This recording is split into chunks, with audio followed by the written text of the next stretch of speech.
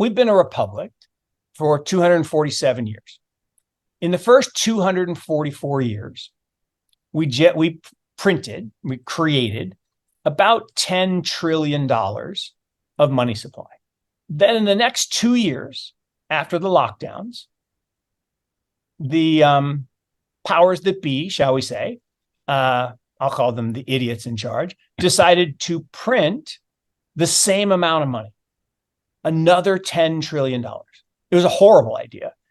And it's been the downfall of every empire in the history of mankind. Despite the official narrative that all is well with the economy of the United States, experts are warning that there is a looming disaster that has been building up for decades and is now about to be fully unloaded on the economy. This huge impending economic disaster is the constant money printing and currency devaluation that threatens to turn the United States into the next Weimar Republic or Venezuela if important corrective steps are not immediately taken. Like other crypto investors and sound money advocates, Mark Yusko, the founder and chief executive officer of Morgan Creek Capital Management, has been warning about this impending debt crisis for years. According to the renowned hedge fund manager, the insane amount of money printing done within the last 3 years, which is equal to what was done during the first 244 years of the nation's existence, forever sealed the fate of the US dollar. A look at the nation's growing debt is enough to show how grave the situation is. Today, the U.S. national debt stands at a dizzying $33.68 trillion. It's even more astonishing when you consider that our national debt didn't hit $7 trillion until 2004, and it's been compounding massively since then. From $7 trillion in 2004, it almost doubled to $12.3 trillion in 2009. Then that more than doubled to $28.2 trillion in 2021 thanks to the procession of economic relief bills announced during the pandemic. 2 years later, we've added another $5.48 trillion. To fill the nation's coffers, pay the rapidly growing debt expenses, and bridge the almost $2 trillion budget deficit, the Treasury Department is going to acquire another $9 trillion in debt before the end of 2024. This will only lead to more debts, higher interest payments, and deficits, and even more debts. It's a vicious, unending cycle that Yusko believes will be next to impossible to defeat. The renowned hedge fund manager discussed his grim and very gloomy outlook on the United States economy in a recent interview with Money Tree Investing.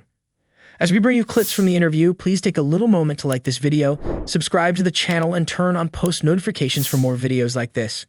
Thanks for the support and enjoy the video. So the first thing is, I will argue that we don't have any inflation. What we have is currency devaluation. And you say, well, Mark, that's the same thing.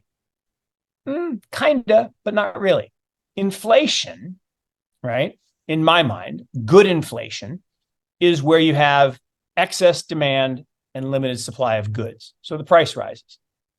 And that's what you see in boom times, right? There's not enough supply of goods or service, and there's more demand, and the price has to rise. That's basic economics 101. So that would be the good kind of inflation.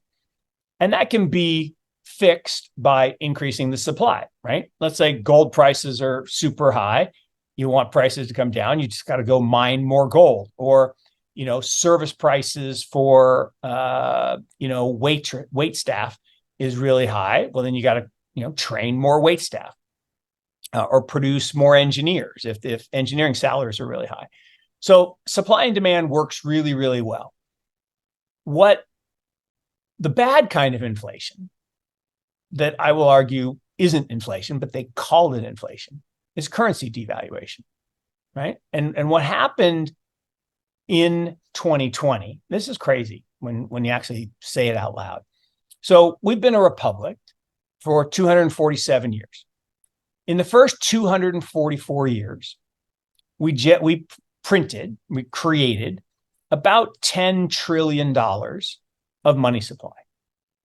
And just because the T word is thrown around a lot and nobody really, a trillion, okay, one single trillion, you and I, right, would have to sit here together for 31,710 years.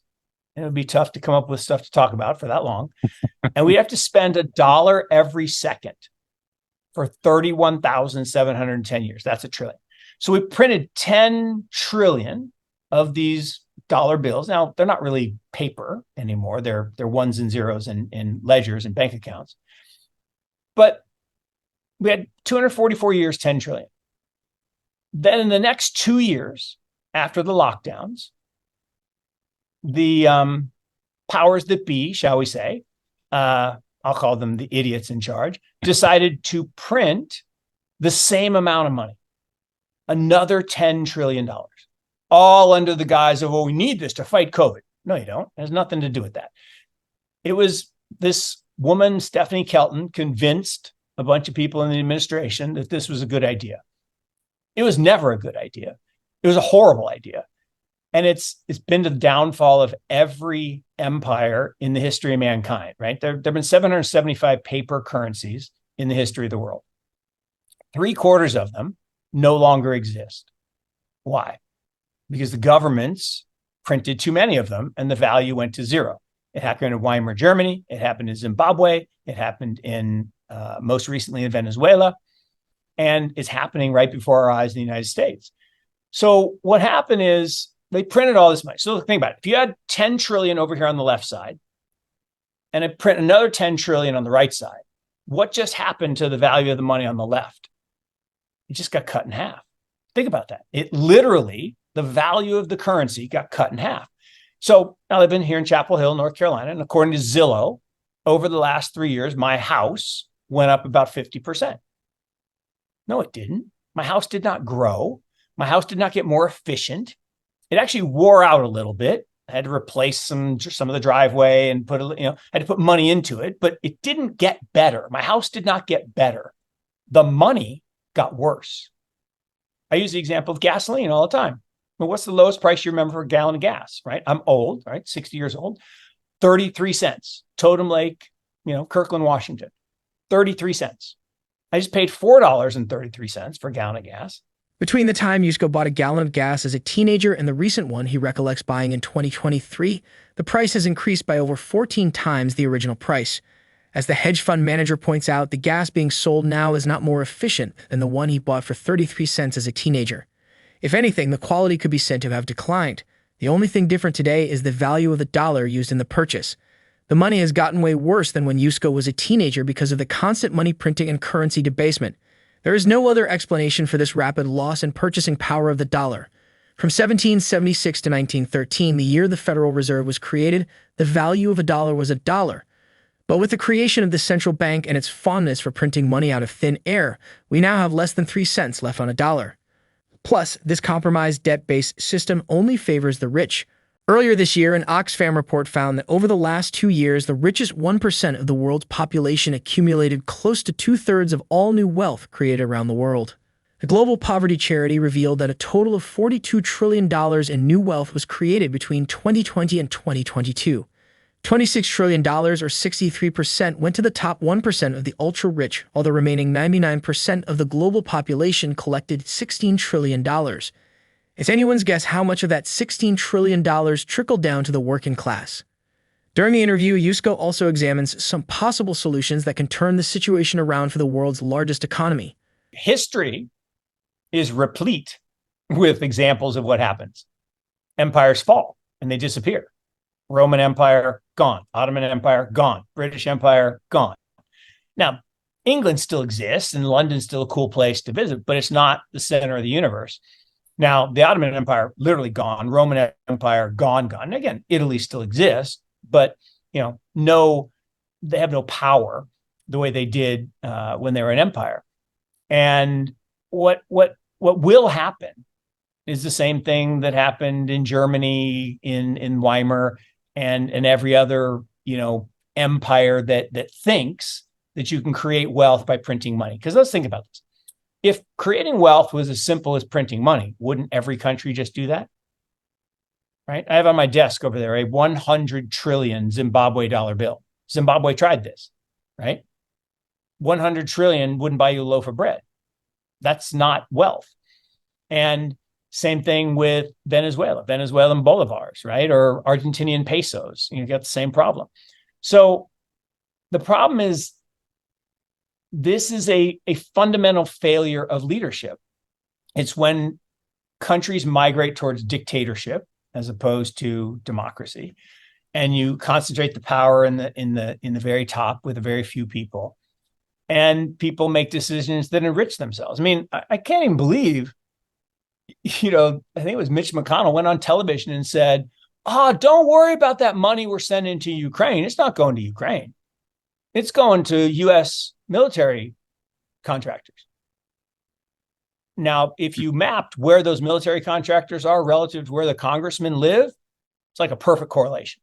To become a senator in the United States cost $100 million. How many people have $100 million? Not very many. So how do you get $100 million? You got to raise it. Well, if you raise it, then those people give you the money. They probably expect something for that, right? I mean, if I gave you $100 million, I would expect you to do something for me. So this system is broken. And the one way to fix it would be term limits and get the career politicians out. Second would be reform campaign finance. Now, they tried that. Hasn't worked very well because they allowed the super PACs, which are probably worse than the original structure. The other way you could do it would be from the bottom up, right? If people focused again on this innovation and wealth creation, and they were incentivized to invest in new technology. I'll give you an example. If we passed a rule that allowed people in their 401k and 403b to invest in venture capital. Because think about this. If you're a 25-year-old kid, get your 401k, you literally can't touch the money for almost 50 years, right? Can't touch the money. Why would you be allowed to buy bonds? It should actually be against the law to own bonds in that portfolio. You should be mandated to invest in venture capital, in innovation, and give entrepreneurs capital to invent new businesses and create more Amazons and more Microsofts. But that's not what we do. What do? We force people to buy mutual funds and ETFs in traditional assets. Why? Well, because the people that wrote the laws are the people that run the businesses. This is crazy. The people at BlackRock and Vanguard wrote the law that guides how we invest our retirement. It's insane. How can they be on a committee that wrote the law? They're the beneficiary. That's a total conflict. That's how it works. Yusko also discusses solutions for the average everyday investor and how they can get ahead of the constant currency devaluation. According to the renowned hedge fund manager, the best solution is to invest in blockchain technology, which he describes as one of the most foundational innovations of this century. Yusko believes that the blockchain will create more wealth, especially for everyday investors, than the previous two tech moves combined. He estimates that Web 1, the first move, created about $2 trillion of wealth, and Web 2 created another $5 trillion. According to Yusko, the opportunities ahead of us in blockchain, artificial intelligence, and other growing innovations will dwarf both Web 1 and 2 in intensity, lucrativeness, and importance. Yusko explains that blockchain will also help us safely transition from the faulty trust-based system of traditional finance towards a more efficient truth-based system of Bitcoin and other reliable cryptocurrencies. Please share your thoughts on Mark Yusko's interview and outlook on the United States economy. You can join the conversation by dropping your comments and observations in the comments section below. Also, ensure you like this video, subscribe to the channel, and turn on post notifications for more videos like this. Thanks for watching.